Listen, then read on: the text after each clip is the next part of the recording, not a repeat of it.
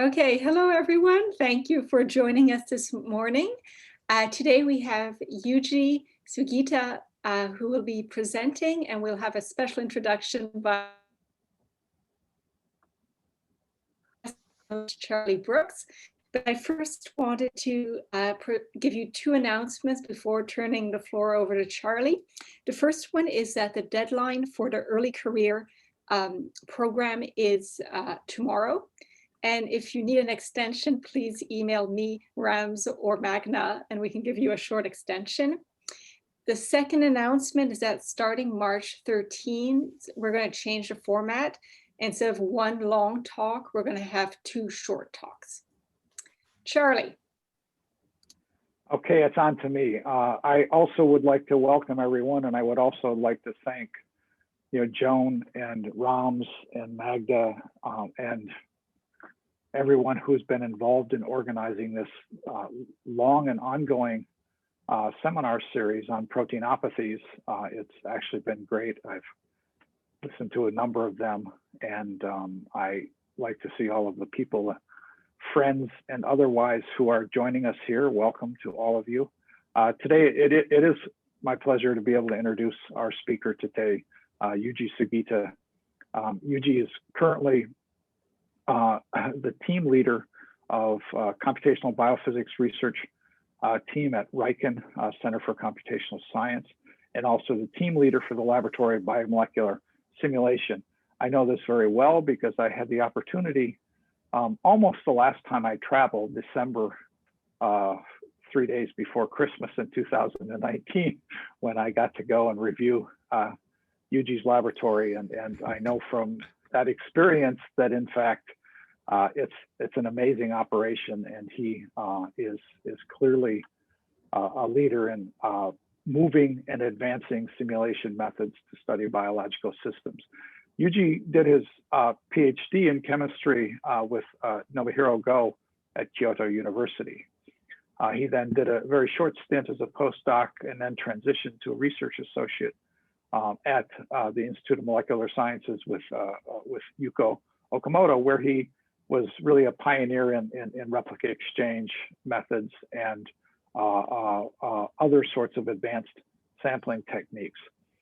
Those ideas, I think, has carried through much of Yuji's work and his emphasis in studying biological systems throughout the years. And he's made significant, I think, impacts across the field, both by bringing new methods and technologies, by advancing computing on really high-end, high-performance architectures, by collaborating with many people to ask key biological questions. So it's truly my pleasure to welcome Yuji here, and also see some of his colleagues whom I assume are also in Japan. I noticed names, and for staying up so late or being up so early, whichever way one looks at it, to hear what I expect will be a great talk. So Yuji, I will let it go with that. I hope that was an okay introduction.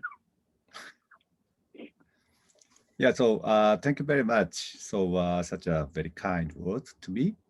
And it is my great pleasure to give a talk about recent research about the replicate exchange on the SARS-CoV-2 spike proteins. But before starting, so I'd like to especially thank to the Joan and Lance and Anita. So, and for giving me these opportunities to talk here. Okay, so can I share this screen?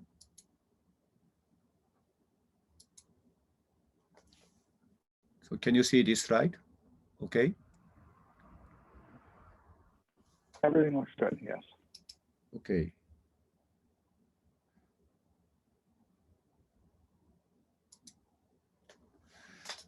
Okay, so today, this is today's my talk's content. So I shortly introduce the purpose of the simulations. And then I introduce supercomputers in Japan. And secondly, I will explain about the our recent simulation of the spike protein using MD simulation. And the third is main topic, that replica exchange on the large conformational change of spike protein and other proteins. And finally, I'd like to talk a little bit perspective in a computational method. So I think that I don't need to spend much time to introduce the spike protein and SARS-CoV-2.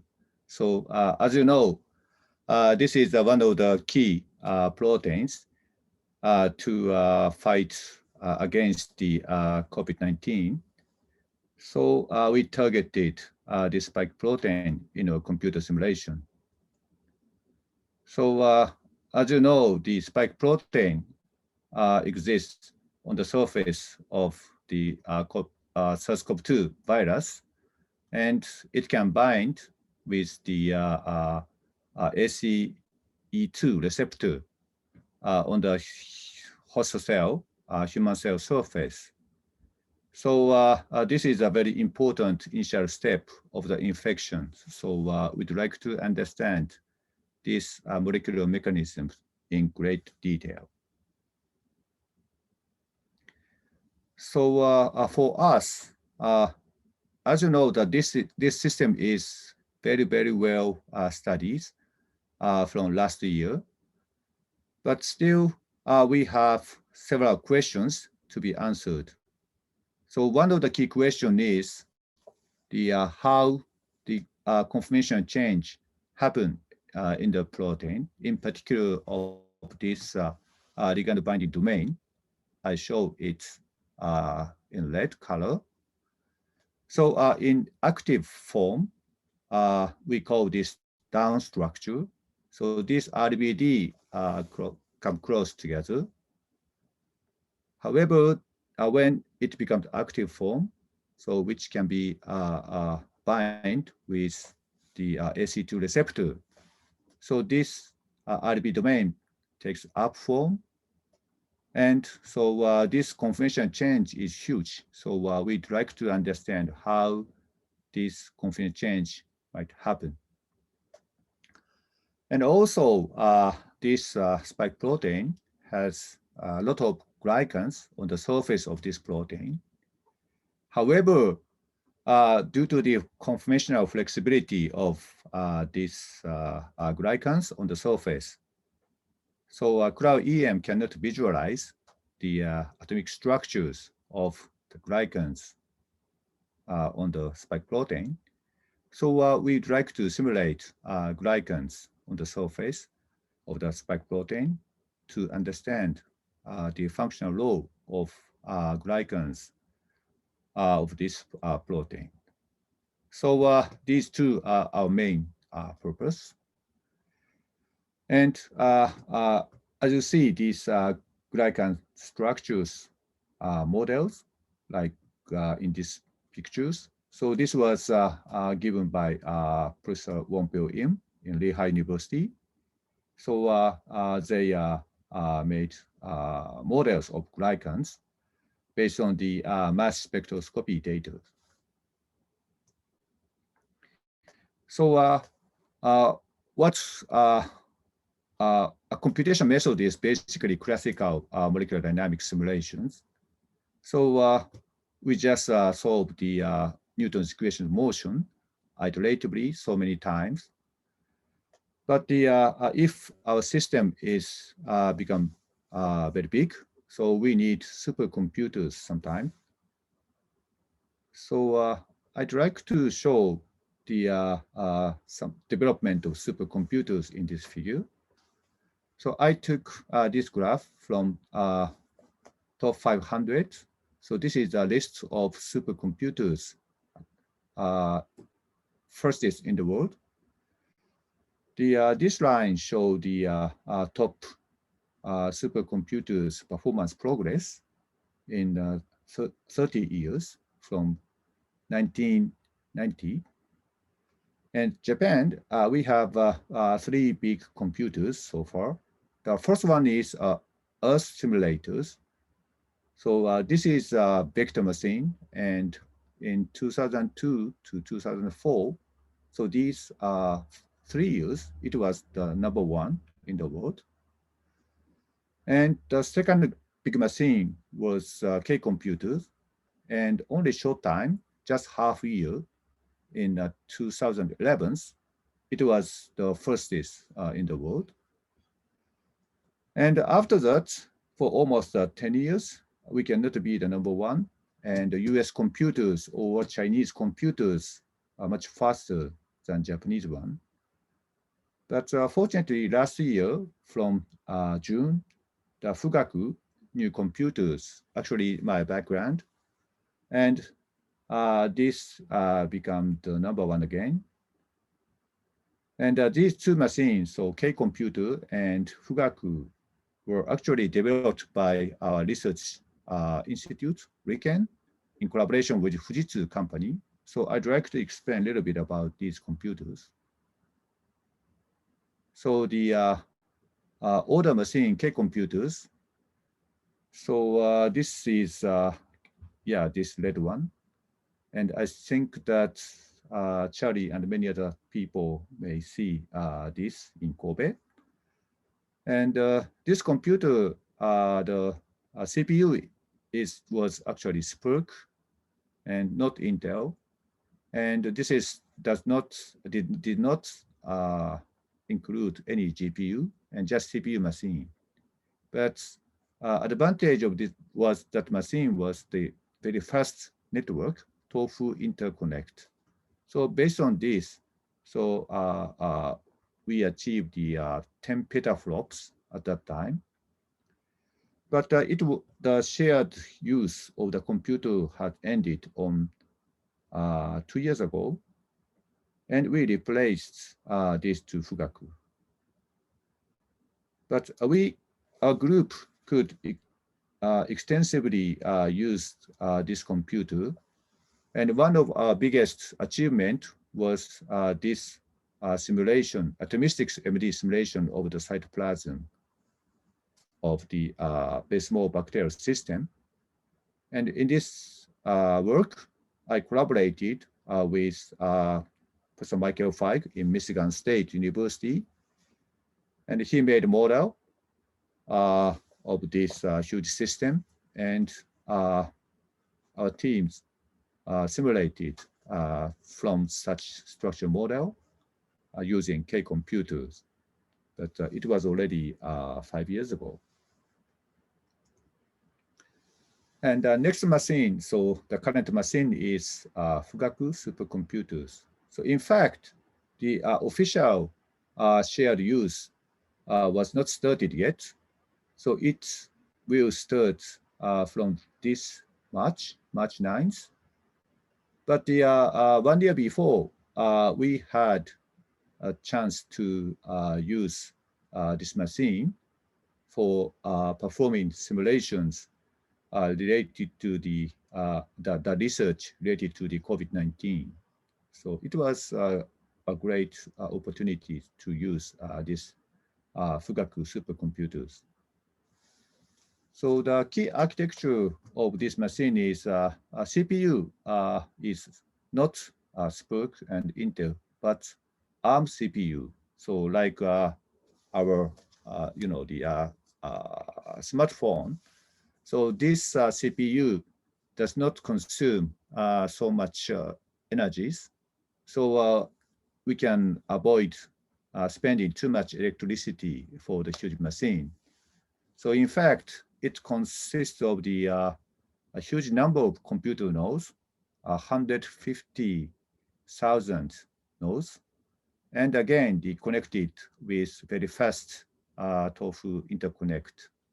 And the peak performance is slightly slower than 500 petaflops for double precision. And a single precision, it's almost close to 1,000 petaflops. So because of this, in all the categories, this machine is now the number one in the world. So we are happy to use this machine for the next few years. So to utilize such great computer resources, our group has been developed Genesis software since oh, sorry, this is a mistake. So 2009. And this program is available on K and Fugaku and Intel, and also GPU machine. And this is a kind of history of a group, and they are the great developers. So in particular, for accelerating simulation on Fugaku, we actually modified the code very much. And the biggest change is actually to extend the do loop length of the non-bonded interaction. And if we compare the previous program and the new one, so you can see that do loop length is extended very much in the new code. So new code we call 2.0. It's actually optimized to Fugaku very well. And the key feature of our program is that we can accelerate the large-scale MD simulations very well. So this figure suggests the good scaling performance of Genesis on very large system. So this line, we targeted 100 million atom system. It was almost the same size of our previous largest calculation on Fugaku. But the second line, so here we targeted 1 billion atom system. And this is much, larger than the previous one. However, we achieved that almost faster than 10 nanosecond per day of this system. But for this, we have to use the great number of nodes. But I think this is not all the nodes of Fugaku. So yeah, I think that we can accelerate Genesis very well to the new supercomputers. And this work was done by John Jones. He's a great programmer and physicist in the group. And this program is also used for spike protein simulations. And we can achieve almost the 64 nanosecond per day performance of solvated spike proteins if we use 128 nodes. It is not so big number for us. So let's move on to the MD simulation of SARS-CoV-2 spike protein. So as you know, the spike protein is trimeric protein consisting of chain A and B and C. And in my talk, I always said the chain A can undergo large conformational change from down to up. And so as I mentioned, this protein is highly glycosylated. So in each monomer, the 20 glycans are included in this way. So in total, 60 glycans are necessary. And we use the model developed by Wompel-Eames group for the glycans attached to the protein, or based on his protocol, we built the model by ourselves. So this is our simulation movies. So of course, we included water and ions surrounding, but we neglected to clarify the conformational change. So you can see the great flexibility of glycans, in particular on the surface of this protein.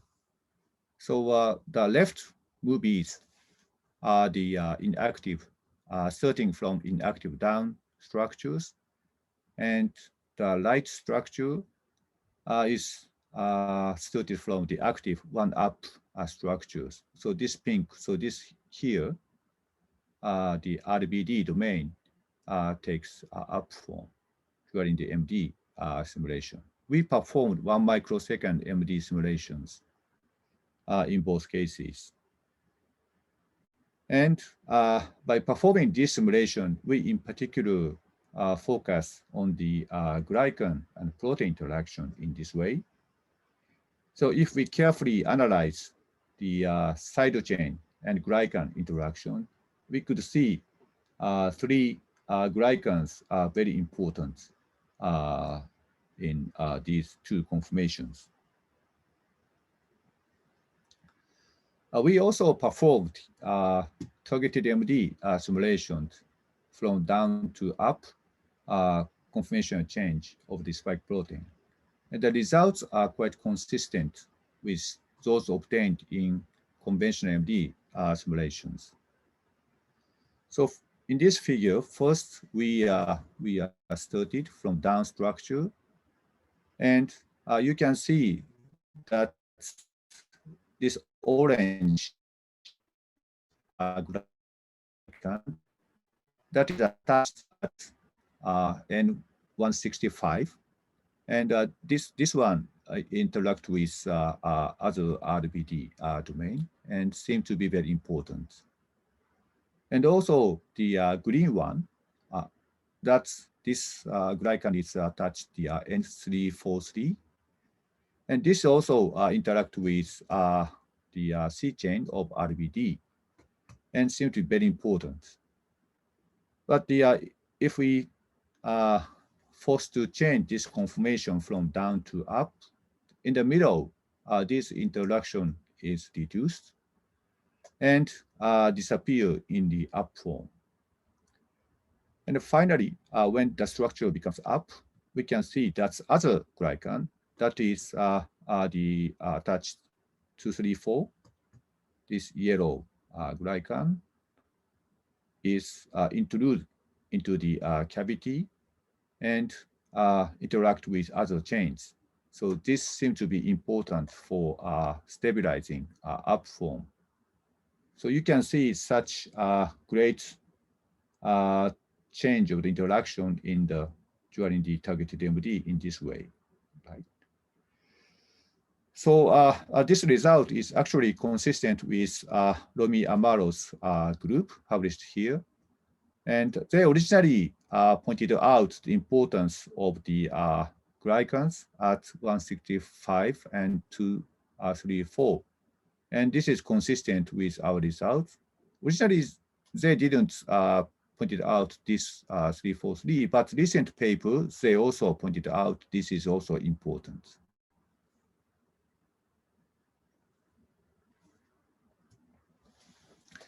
And also a new finding is actually electrostatic destabilization in the downfall.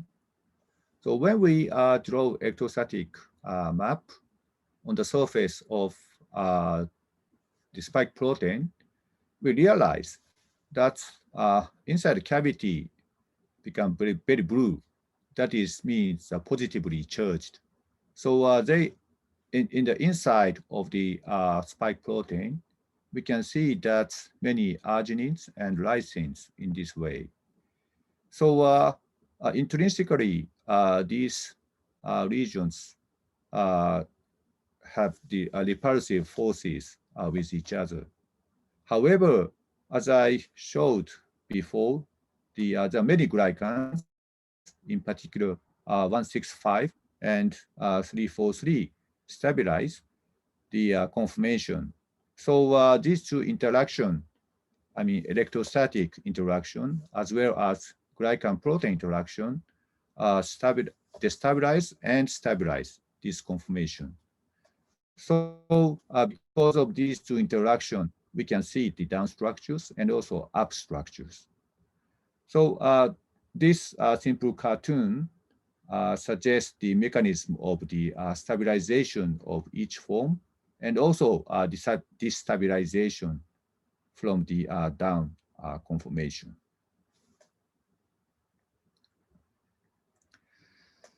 So so far we focused on the protein glycan interactions, but what happened about conformational change? So to see the conformational change in great detail, we first coarse-grained the structures from the atomistic model. So we just use 9 beads per monomer. So in total, so since this spike protein has 3 chains, in total just 27 beads. So this representation was first used in this Nature Structural Molecular Biology paper to compare the SARS-CoV-2 spike protein with other spike protein in different virus.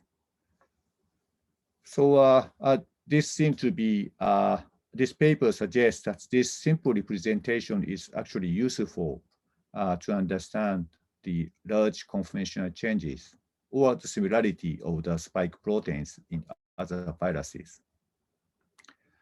So we first apply this representation to each monomers of the spike protein. So if we apply this coarse-grained beads model into our simulation trajectory, then we can see that the simulation from down, so all the monomers stay in the almost same areas. And starting from up structure to monomers actually stay close to the down, but have larger fluctuation compared to the other structures. But the one monomers, actually it starts from up, it stays around the crystal structures, this triangle. And also in the same principal component PC map, we can see the transition from up and down in the targeted MD simulation. So this suggests the such very simple beads model are quite useful to examine the conformational change.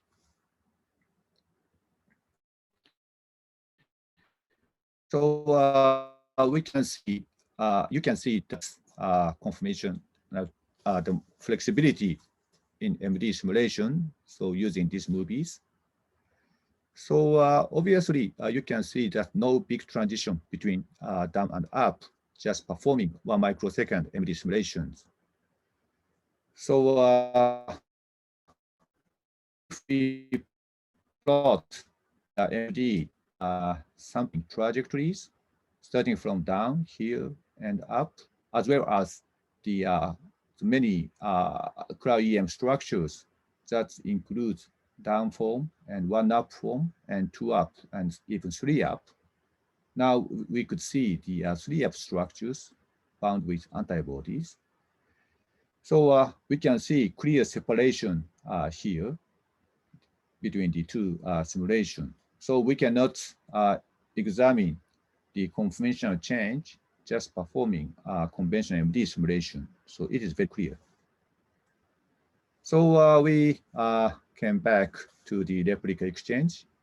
So as Charlie introduced kindly, so it must be one of my major work in my research career. And it was done with my former supervisors, Professor Yuko Okamoto. And it was already more than 20 years ago when I was a young scientist. So I worked with Professor Okamoto at IMS and developed this MD version of replica exchange. So in fact, before that, replica exchange Monte Carlo was developed, but we'd like to extend it to replica exchange MD. And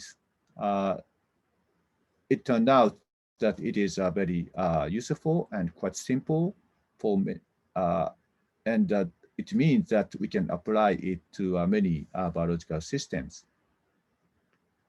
So we, in fact, apply this method to many systems like the amyloid and glycan and RNAs and proteins, again, the glycans. And it is good. And thanks to this method, I could publish many papers. However, the disadvantage of this method might be it requires great computer resources. I mean that for large system, if we want to apply, so we need many replicas. So that means that much resources are necessary. So the systems actually available systems are limited to a relatively small system. However, after the development of the original replica exchange, the Bruce Burns group and several other groups developed replica exchange with solute tempering. And after that, this group developed the newer version, REST 2. And it is very useful for larger system. So, and in this case, they don't heat or cool down the older system, but select solute region at first. And in old replicas, solvent is simulated at room temperature. And only this red region, selected solute, are simulated at different temperature, like replica exchange. So, so this is the conventional REST and REST 2. So what we modified in this paper is we introduce more flexible selection of the solute region. And we can now select in this equation the part of molecule or part of potential energy function as a solute. So for example, so for the protein ligand binding simulation, so in the conventional method, so people usually select just the ligand as a solute. However, in our case, we can select ligand and also the part of the protein. For instance, the side chain at the near the binding site can be selected both as solute. So this actually works very well for the protein binding simulations. So we again apply several systems, the T4 lysozyme binding and FKBP for the binding pose optimization, and kinase for the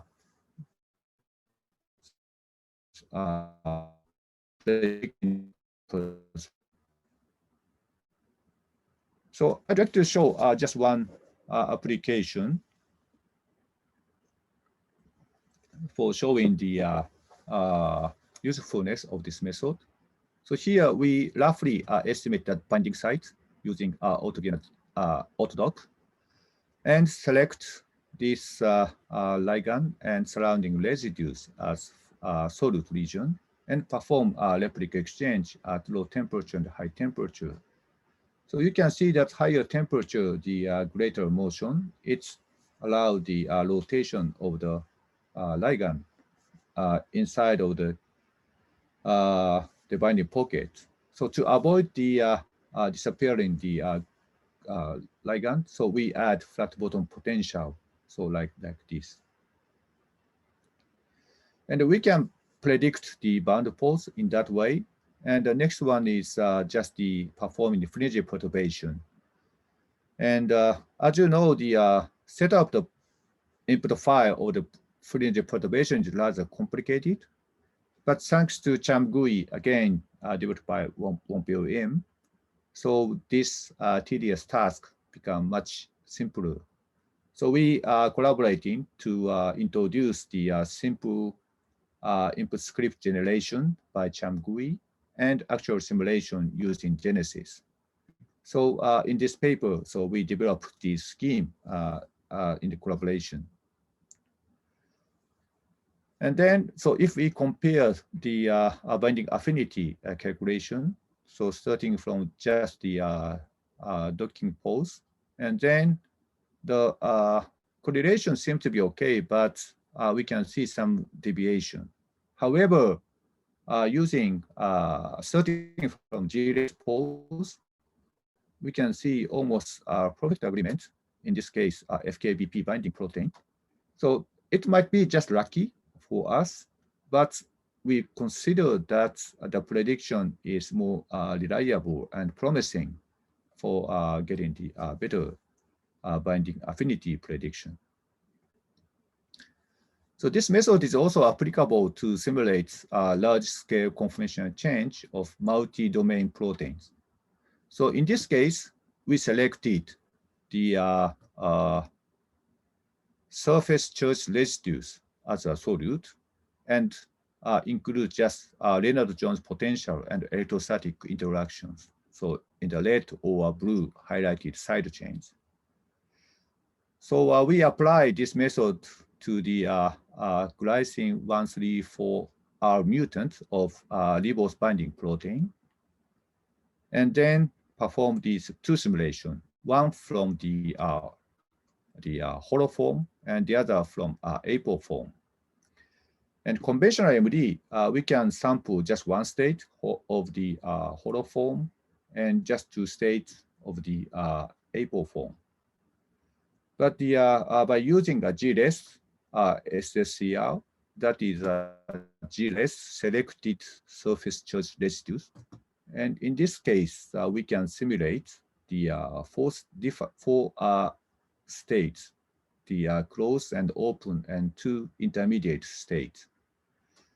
And apo form, so we can see the other open-like conformation. So this simulation demonstrated the larger conformational space sampled, in particular the hollow form. But this application, we in fact add the distance restraint between the this ligand ribose and the one of the side chains. So even in the open form, the ligand stayed here.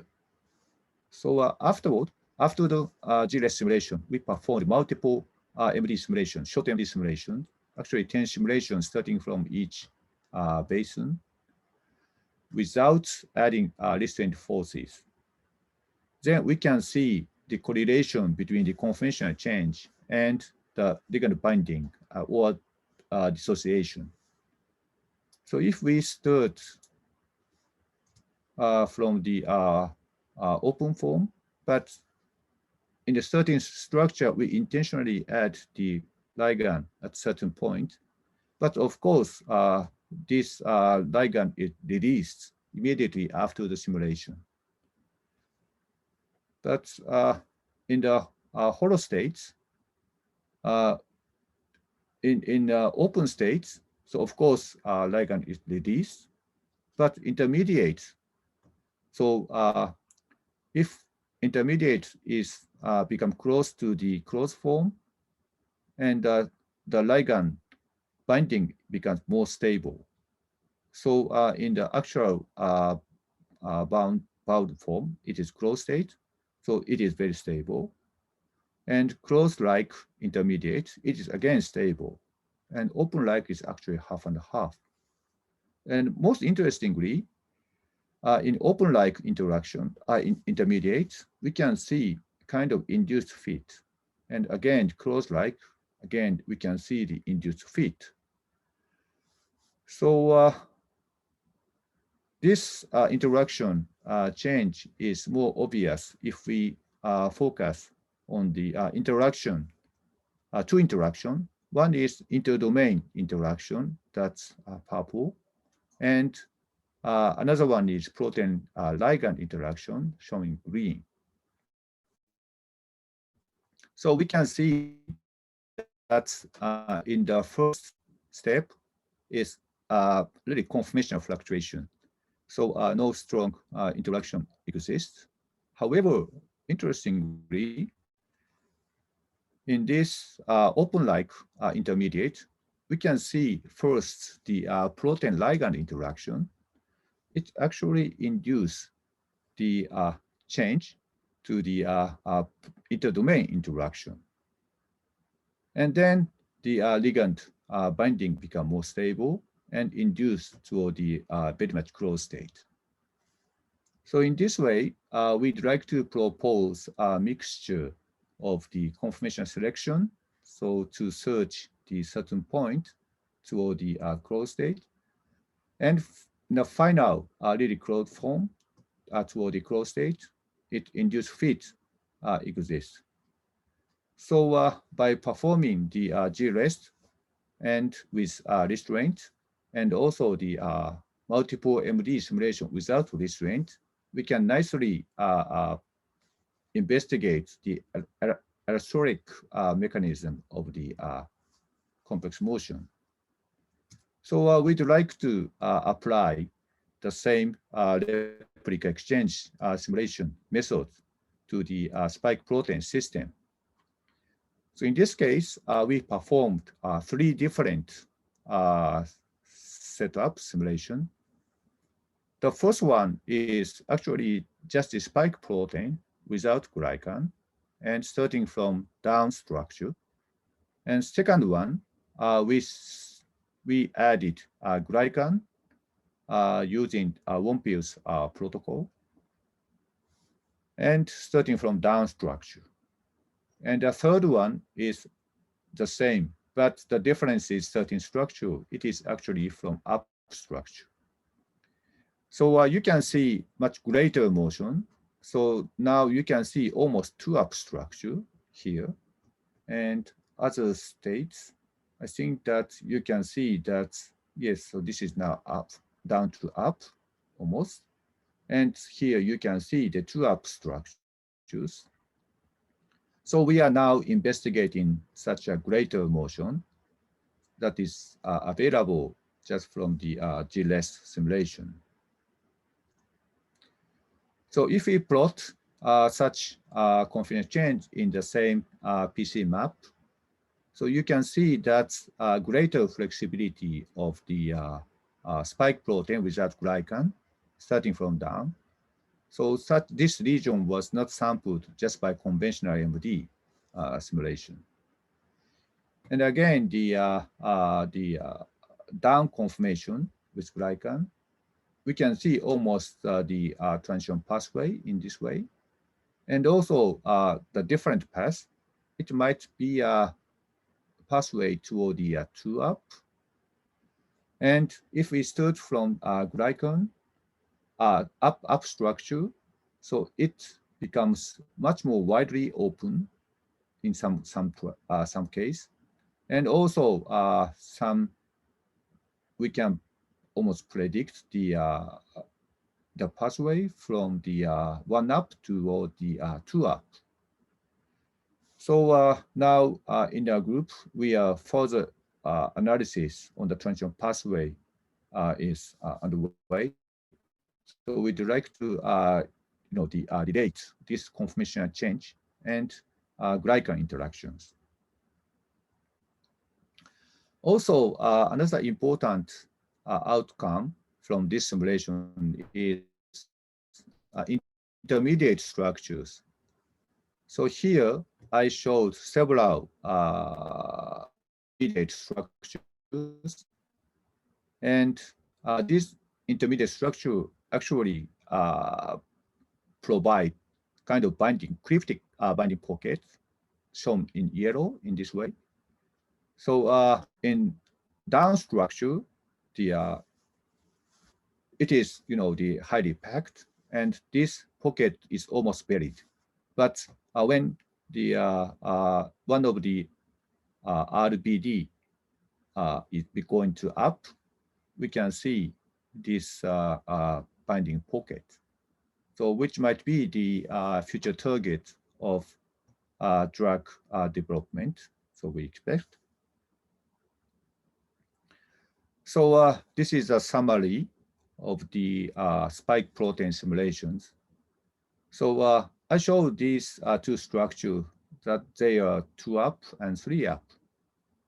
And these cryo-EM, new cryo-EM structures suggest that greater flexibility of the RBD domain of the spike protein, which consistent with the simulation of G-rest of the spike protein.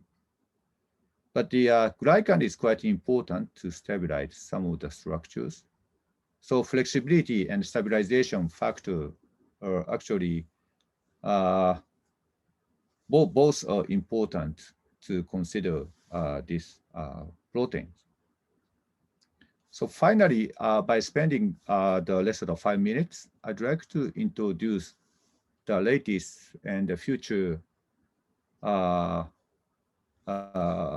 functions of Genesis. So the latest version is actually, we have two latest versions. The one for Fugaku, the version 2.0 beta, and another one is 1.6. And the picture actually shows the main developer of each version. So the latest one, Dr. Yagi is a main developer. So key feature of the latest version is actually QMMM, quantum mechanics and molecular mechanics program. So as you know, these three great professors received Nobel Prize in Chemistry 2013. So in Genesis, the QM, so we cannot develop a QM program by ourselves. So we just make interface with various QM programs like DFTB and Gaussian and TerraChem and QChem. But the new key feature is actually Dr. Yagi is a specialist of the vibrational calculation, in particular introducing anharmonic effect. So we can nicely predict the anharmonic effect of the vibrational spectroscopy using Genesis and SINDO developed by himself. And another recent feature is we collaborating with Dr. Shiozaki, and who is a CEO of his company, QSimulate. And thanks to him, we can connect QSimulate and Genesis through the dynamic link library. So QMMM of Genesis QSimulate is quite fast compared to the other combinations. So we'd like to release the new Genesis 1.61 by allowing the combination of Genesis and QSimulate. So it's in particular important for us to simulate the QMMMD simulation, in particular using the DFTB program. So we can now achieve the 1 nanosecond per day simulations using QMMM potential. And next release, we'd like to introduce more coarse-grained MD simulation, in particular collaboration with Shoji Takada in Kyoto University. So he's a great modeler of coarse-grained simulation, so 1 particle per residue level. And his model is called as Caffeine. And it looks like this. So this is a structure-based model, and bonded and non-bonded interactions are introduced. In particular, non-bonded, so both are derived from the protein structures. So this basically based on the Go model. But by introducing the latest model of the, for instance, IDR model developed by the Robert Bess and Chiton Mittel, so we can simulate the aggregation of IDR system. And also, Shoji's model is combined also with the Pavlov's method of the protein DNA interaction. And then, so we can simulate again the protein DNA system in this way. And membrane model, which was developed by Shoji's group, and it will be available in soon also in Genesis. So what we did was actually the performance improvement from CAFEMO. So in the original CAFEMO program, the available size was limited up to 100,000 atoms level. But now in Genesis, we allow the million atom system. And also the speed is much faster compared to the original cafe mode, and Genesis is much faster. And in future, so we would like to make it possible that billion particle systems, so using Genesis coarse-grained modeling. So this is last slide. So I think I spent almost my time. So my perspective in computational biophysics, and yeah, that is multi-scale and high-performance simulation of biological system. So we'd like to combine atomistic and coarse-grained simulations, and to achieve the simulation of the very large system that are larger than 100 nanometer scale. So by performing a large system, I'd like to answer the question for how cellular environment affects biological functions, or how biomolecules affect cellular environment. Also, I'd like to contribute to understand molecular mechanism for human diseases like the COVID-19, and also the drug development using our tools. So thank you very much for your attention. And I also thank my collaborators in RIKEN and other groups. So thank you very much. Thank you, Yuji, for a really impressive talk. So we're going to move to the question period, and Bikash is going to help promote people to the panel. Our first question is by Mitradeep Das.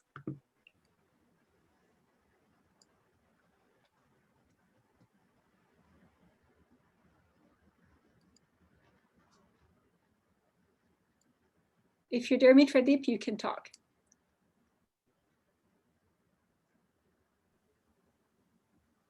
Hi, Mitradeep. Can you unmute yourself?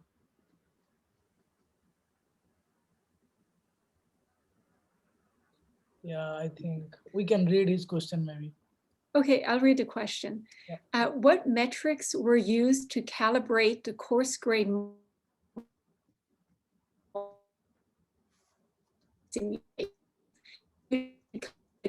box? You can read the question as well. So the question is,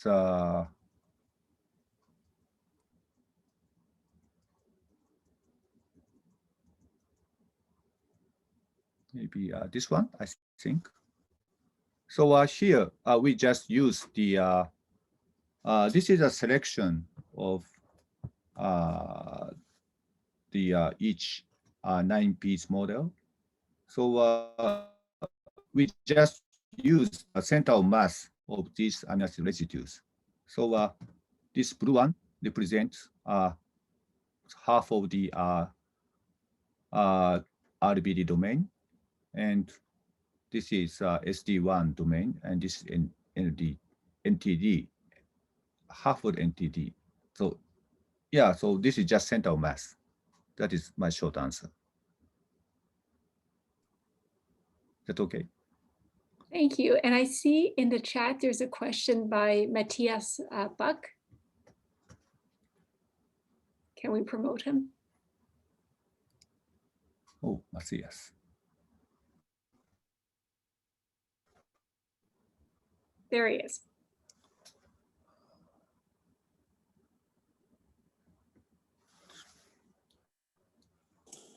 Hello. Yes, the question is reflecting my ignorance about replic exchange. Is there a way to estimate the speed up you may get over classical molecular dynamics? So that's to estimate also how many replicas you might want to use, or the temperature range. Yeah, this is a simple but a difficult question to answer. So it depends on the system. But in my long experiences, the acceleration is between 10 times to, I think, 100 times, basically. but still it depends on the setup and the problems. So I cannot generally answer how exactly accelerate the replic exchange is. But maybe not 1,000 times, I think that just between 10 times to 100 times. How do you think other people? So I think generally it's consensus for the And replic a exchange question types. about the spike protein. Spike protein. Have you done simulations with the ACE2 bound? And I guess one question in the field is how many spike proteins might need to cluster to get membrane fusion. So with ACE being a dimer, you can envision clustering the larger oligomers forming. So perhaps that's a nice simulation to do on your big computer. So in your case, we just simulate for each replica about 100 nanosecond to longest 500 nanosecond per replica. And we used 12 replicas for each system, because the number of atoms in each system is very large. That's more than 700,000 atoms per replica. So I mean, even 12 replicas, so it's really a big system. So for each replica, so we simulate 128 node. So multiply 12. So it's, I mean that we use more than 1,000 nodes. So this is very large scale simulations. And then to answer your question, so far we just analyze the 300 Kelvin trajectories. But if we analyze other temperatures, solute temperatures, I think that we can see more and more greater motions. But yeah, I think that it was not completed, and yeah, so I'm sorry that we just think about the lowest temperature in this way.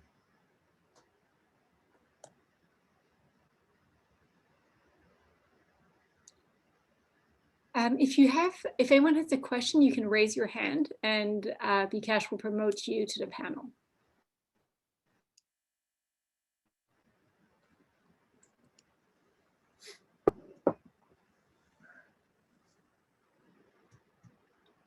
Okay, we have George.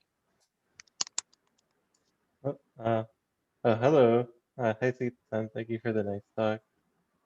I have a question about, so I don't know much about spike protein. My question is, so the state of glycosylation that you're modeling is kind of like the end of spike protein development, I guess? And are there like less developed states of glycosylation that are stable?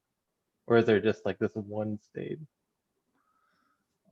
Yeah, so thank you for the good question. So we just simulate just one type of the glycosylated state. So for the if glycosylated states are different, the dynamics might be changed. So yeah, maybe it's interesting question to change the glycosylated states, but so far, I'm sorry, we don't know the different glycans. People know people know for sure that there's like this one most stable state of glycosylation, or maybe there's not enough data. I'm so sorry. I don't know so well about the other glycosylated states. That's a very complicated question. Yeah. It's very interesting. But thank you for attending this seminar. Yeah. Yeah, thank you. Happy to be here. Thank you. Do we have any other questions? John. Oh, hi, Yuji. Thank you for a really lovely talk. So many exciting developments in Genesis, and this Cafe Mole seems like a great extension. Could you say a little bit like what you see as perspectives for using this? You gave one example briefly, but for exploring protein aggregation, particularly more more complex heterogeneous systems, it seems like there should be very good potential. Yes, thank you very much for your great questions. So, in fact, I was very surprising to see this kind of result. And so, comparing to atomistic simulation, so the aggregation states can be easily simulated using Cafe Mole with this HPS KH model. So we are now trying to simulate different ideal system and to see different aggregation patterns. So one type of the ideal show the very quick aggregation in this model, but some other system does not change so much very quick. Does not change the aggregation state, so they are separated. So I wonder why the such aggregation pattern is generated. So to understand this, I think that in coarse-grained modeling, we can change the parameters so easily. So we are trying to change the, for instance, electrostatic interaction in coarse-grained model, and to see how the electrostatic interaction affect the aggregation. That is possible. And also, my perspective of the using coarse-grained model is not only coarse-grained simulation, but also the sometimes we switch to atomistic model to see the solvent effect on the aggregation. And we'd like to, exchange the model sometime from coarse-grained to atomistic and atomistic to coarse-grained. So in this way, so we'd like to simulate a very wide conformational space without spending too much computational time. And also would like to examine the very much detail about molecular interaction, even the interaction between protein and solvent or protein and membrane. So in Genesis, my perspective is, the parallel usage of coarse-grained model and atomistic simulations. So if it works, I think that we can answer these questions more easily. So that is my answer. Thank you so much. That would be a very significant advance, and also exciting that you're potentially including membrane in that multi-scale approach, because of course that's been a goal for the field for maybe 2 decades. And so a significant advance in that area would be really transformative. Thank you very much. Yeah, so thank you very much for your great question. So as for membrane, we have not yet introduced. However, we are working together with Shoji's group, and they actually recently published one paper about coarse-grained membrane model, which can be used with his protein model with the same mapping, 1 beads per amino acid residues. So I think that in near future, so we'd like to simulate coarse-grained membrane simulation. So in the framework of Cafe Mole. And also, I think that there are many different kinds of coarse-grained representations of biological system. Not only cafe mole, but the martini is also quite useful, and the pace is also good to simulate protein conformational change, and including the environment effect using coarse grain level. And also speaker that was developed by Dr. Shinoda's group in Nagoya University. That is more close to atomistic model. But this model is also very useful in particular for membrane system. So for the next few years, we'd like to introduce different level of the coarse-grained model into Genesis and achieve the high performance computing using different level of the coarse-grained models on supercomputers. That is my perspective for the next few years. Thank you so much. Thank you, Yuji. And we now have a question by Charlie. Well, mine is probably more of a comment. First of all, thank you very much, Yuji. It was a really very broad-ranging and comprehensive talk, and it was really nice to hear the new work on the spike protein. I maybe have a tiny technical question, but we can do this offline if you want to, and that is, in the context of your replica exchange, the GREST approach, you talk about scaling electrostatics. I think you're using PME to treat long-range electrostatics. Yes.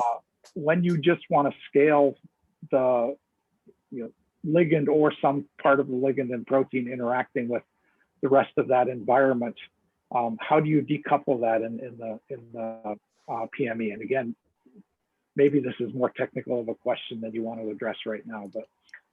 Yes, so I didn't talk about the technical detail so much here, but one of the important point is we had better select, I think, yeah, this figure is better.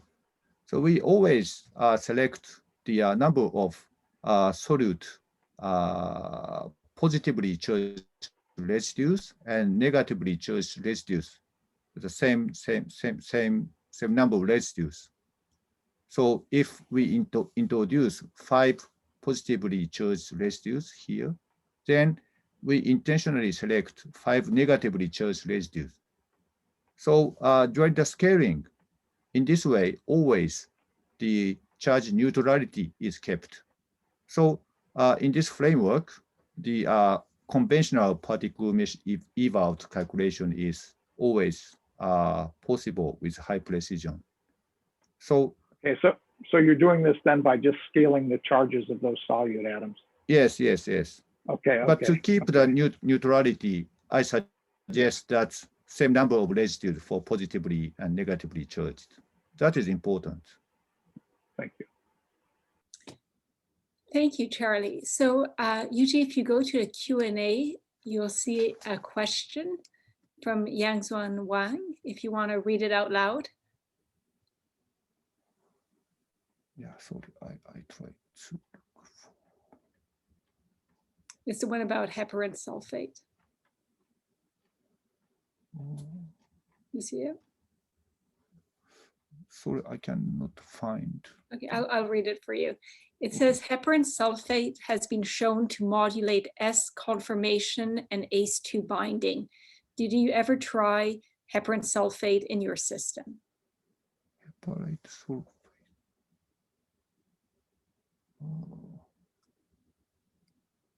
So maybe I did try.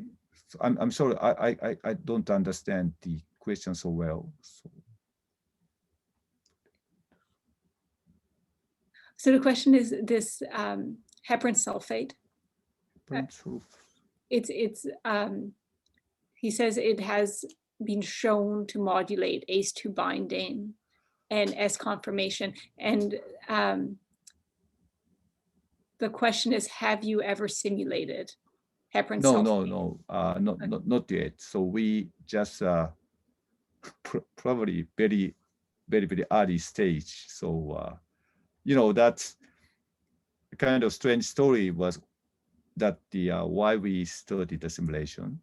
So that was the first this person Hisham Dokanish, he simulated this protein at first and developed this GLS SSCR.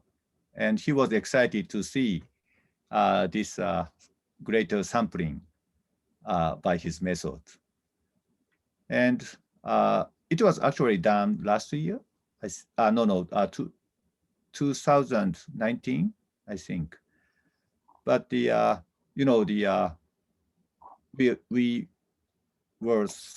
suffered from COVID-19 from 2020 March, I think, and then he mentioned that this method might be applicable to spike protein, the domain motion.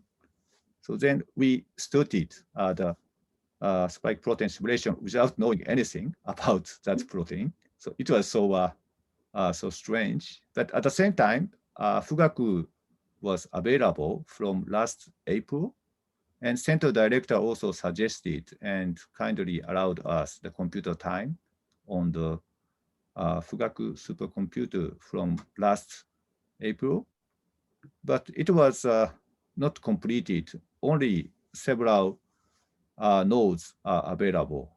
But still, it was great chance for us to start. So then we started without knowing anything about spike protein. That was very strange for me.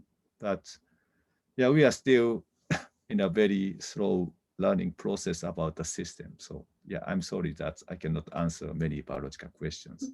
Okay, great. So it's actually 8:15 my time. So I guess 11:15 or no, 12:15. No, 11:15 Michigan time. So at this point, we usually stop the Q&A and add everybody to the panel so people can talk to you one-on-one. So Bikash is going to add everybody who wants to stay, and they can ask you questions directly and have a conversation for the next few minutes.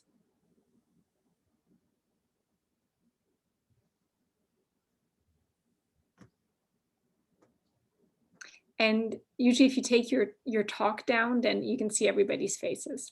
Okay, so can I stop the sharing? Yeah.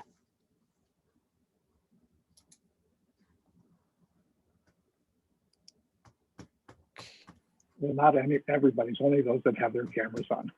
Oh yeah, people with their camera on. Okay, so at this point, everybody who wants to be on the panel can be on the panel, and you can talk to Yuji directly.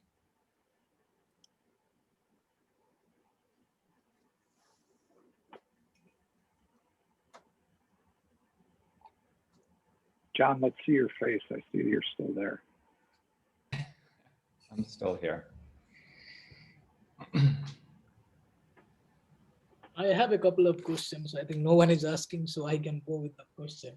Right. It was a very interesting talk. So I was just wondering, like the stoichiometry that you used for your simulation, that is 1:20 glycan, right? One protein is to 20. Is that like physiologically relevant? Like, how do you come up with this number? So we just took the model. The number was given by Wonpil's model, in fact.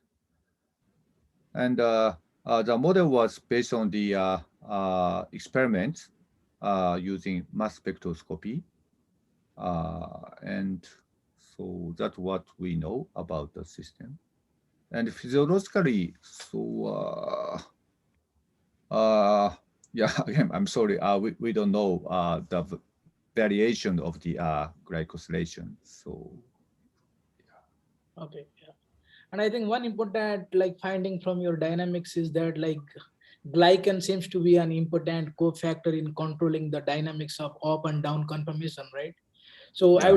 I would like to like know your opinion, like if you want to develop any kind of like therapeutic molecules or like small molecules or drug. So your idea is to like, is it worth to target the glycans instead of targeting the protein, or like where you will go? I think that glycan is too flexible to target, antivirus drug. Still, I think that the protein, binding pockets are the targets for the drug. So, our point is, the cryo-EM structures are just the representative structures, but of course, protein cannot jump into the one structure to another. Always there are intermediate structures which are hidden by experimental measurement. So we'd like to connect those structures by simulation. And if such intermediate structures are relevant, we may be able to target such intermediate structures as the for the drug. Okay. And my last question is that as you have both like coarse grain models and atomistic models of this kind of dynamics, like do you know like exactly what kind of particular residue that can be targeted by doing the mutation to actually control this kind of up and down conformations? Like is there any specific residue that is actually helping this complex to make up and down conformation? Yeah, that is very important. And now we are investigating to search which one is important in particular the down and up conformational change along the pathways. So that is the most relevant for our research. So, but this protein size is very big, and also this is trimeric structures, so 3 chains. So the analysis is very complicated, and it takes time more than we expected. Okay. And also, in fact, another complexity is that this simulation is a bit different from other people's doing, because for instance, if we just apply the targeted MD, always a chain up, right, in this way. But this time we are using replica exchange. We don't know which chain up and down. So the motion is more complicated. So it's, the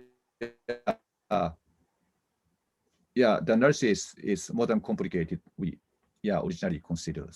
But now we understand how to analyze such change. So I think we hope to submit the result at least to the archive also very soon. Yeah, that would be great to read. So Yuji, I mean, one of your observations is really that those glycans at, I guess, 2 or possibly 3 different positions are key in facilitating the transition. So, I mean, would you go as far as saying that if in fact you mutated those asparaginines to, non-glycosylatable sort of residues, that you'd inhibit the up to down transition? Yeah, that could be. That's again. So in the paper we actually showed a list of the interaction. So which residue per residue interaction are important, and in fact, not only few interaction, but many interactions are coupled during the conformational change or to stabilize each state. So this means that just one, it's not so easy to understand which one is the most relevant. And also, another thing that makes things complicated is mutant. So as you know, that there are many mutations happened in the spike protein, UK type or South Africa type, or the other many types. So I think D614G is, I think, opposite G. Yeah, anyway, so 614 is a key residue for the mutation point. However, it seems in our analysis, this is totally not important. But a medical doctor suggested such, mutation is quite important to increase the infection ability. So still, this is there is inconsistency between conformational dynamics and such infection power. So we don't know yet why such, the mutants are very important. So some mutants seem to be obviously important because mutation residues exist in the interface between the RBD and SE2 binding interface. That's quite obvious. But some mutation, very critical mutation, actually seem not to be so important for us, but actually very important. So that is a big mystery for us.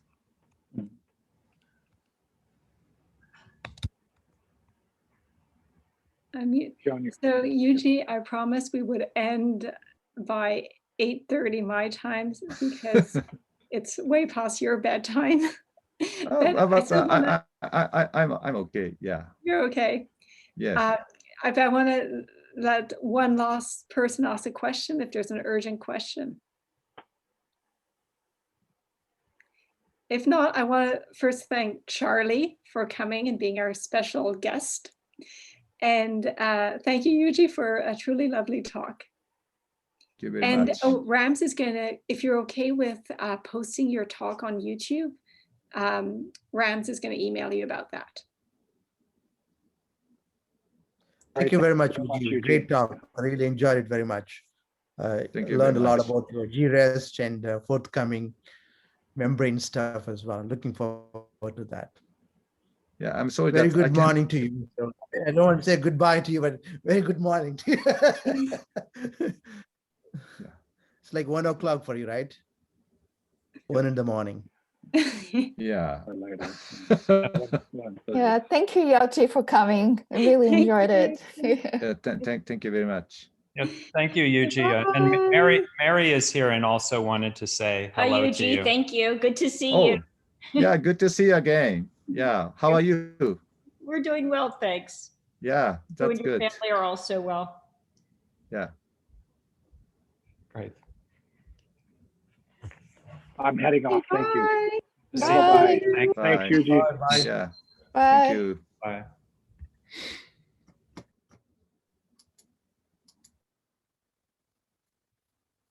So Bikash, Yeah. Hi, Rams. Yeah. how are you doing? Are you finding time? Yeah. He gave a great talk. I liked his talk. Yeah. Thorough. I mean, that's the best in the entire world, right? Right. Ultra fast computing. So You know that they replaced the K computers with this Fugaku. yeah, Yeah. very nice, very nice. So how would you plan to complete any of the things that you listed? Yeah, I'm trying to finish fast this day. I'm almost like done. So the motivation So actually, do we have time for that? Or what is the timeline they gave? like in the mail, they said 60 days. So we are now just on 35 days. So Okay. we have time. So the only thing is that the motivation actually, I was looking for some paper and I I think got, once you finish everything, motivation and introduction, we can discuss and modify it. yeah, no, I did that last week. I did that. So maybe I'll send you this weekend, but it's almost everything is done. So the figure was because I was unable to edit the figures because of this Adobe Illustrator restriction. But now that thing is done. So But Adobe Illustrator should be available in HHMI too, right? HHMI doesn't provide anything here. All is University of Michigan. Like all the computers and everything is controlled by University of Michigan. Then you should have automatically Adobe, right? No. What happened is that because previously my sponsor was University of Michigan, right? Hmm. So whatever the computer and the software I was using, that was from University of Michigan. Then when I changed, to HHMI. So they should send that sponsorship to the IT department. So they blocked everything for me for 15 days, all the softwares, Oh my God. including Origin, Adobe, Microsoft, everything actually. Even though your HHMI is still same IT, right? Yeah, like, yeah, just it need require kind of like document sending and all these things, I think, in the background. Okay. Hopefully everything is back to normal now. You can do that. Yeah. So what about ACS Nano? You wanted to send that. You want to send to the ACS Nano? Yeah, because I want to first finish this JMB one, then I will focus on that. That's almost done, right? The toxicity measurement. Yeah, like everything is done. We just need to like send that one. In that paper, there is nothing to do. The only thing that I'm writing like a little hard for me is now actually that Argos, like the one like Charlie. Right. Yeah. So Charlie that, was asking, then I said, okay. yeah, that is taking little more time for me. So How's your baby doing? yeah, he's doing good. The only problem is that he's not letting to work full time on weekends. So I'm still waiting for my parents to come. Then once they will come, then I can work full time Saturday, Sunday. Oh, are they able to come in this pandemic? Yeah, they got the visa, so now they are traveling. They have a plan to travel in the end of the March, but now What about the vaccination? Did they have vaccination? no. Actually, I'm discouraging them to take the vaccine. So Why? we'll see it. Like, I don't know, like if it is Indian vaccine, then I will go for it. But if it is Pfizer vaccine, I don't feel safe to take that vaccine. I Why? think Pfizer is the best, they say, right?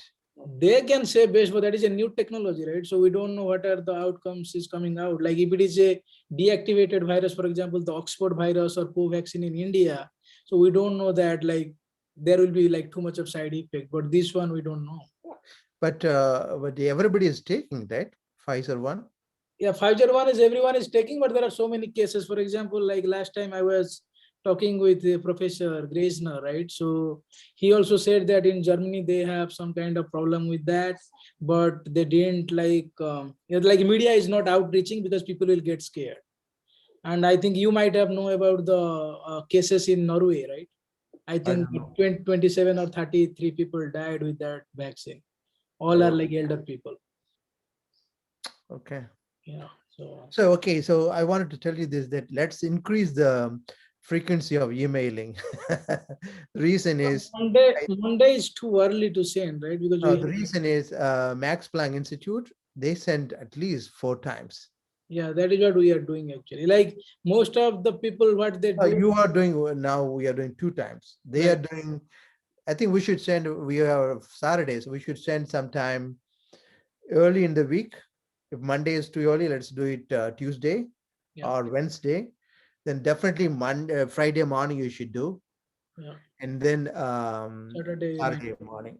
3 at least you should do 3. Like what we are doing, like when we started this ZOOMinar, so we are actually sending them a thank you like email saying that, okay, thank you for the participation.